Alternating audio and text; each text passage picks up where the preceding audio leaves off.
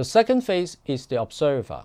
The observer's slogan is, "Notice it." It's about your power to notice the details. The observer is keen on asking questions like this one. How do the things I notice may help me solve the problem at hand? And their accumulated observation will form a huge database of problem-solving resources. The observer's key creative skills can be divided into 3 categories. I'll go through them one by one. First is about the curiosity to collect details. Why do some people do better than others in noticing the details? It's because they have the curiosity about the world. 2 important cases are Charles Darwin and Leonardo da Vinci. From an early age, Darwin cultivated an interest in collecting different specimens from the natural world. Their interest and experience became crucial when he started his famous voyage of HMS Beagle in the 1830s. During the voyage, he collected a lot of specimens from the natural habitats he visited.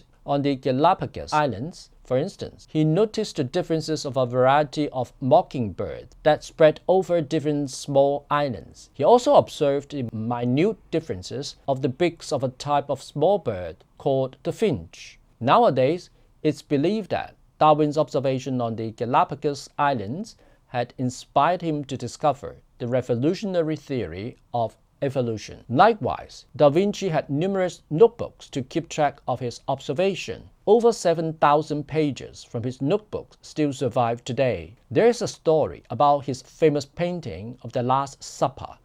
After accepting the commission to draw the painting on the wall, Da Vinci did not appear in the monastery for a long time. The commissioner suspected that he was lazy, but later he was discovered to stay in the bustling markets for months, sketching different people there. Da Vinci was actually conducting a detailed observation of various facial expressions of the common people. He would eventually make use of the sketches as the blueprints for Jesus Christ's 12 disciples in the painting. Da Vinci also dissected and portrayed a lot of the details of the human bodies and organs in his notebooks. He even once opened up a dead pregnant woman's womb so that he could accurately draw the details of a dead fetus in the womb. When your curiosity is combined with this power of noticing the details, you become the observer. The observer's second creative skill is to see the extraordinary from the ordinary. When most people find the world just too boring and familiar to be interesting, the observer will see a different world. They see the unfamiliar from the familiar. The world is always interesting to them. That's why they can keep their curiosity about the world all the time. Just check out the world around you now. What would you discover? I tell you, you'll discover many new faces looking and smiling at you if you pay attention to the details. You don't believe that? Well, I'll show you some interesting faces below that have been around you for a long time without your awareness. Now, with practice and efforts, I guarantee that you'll discover many more unfamiliar and interesting things around you from the world you think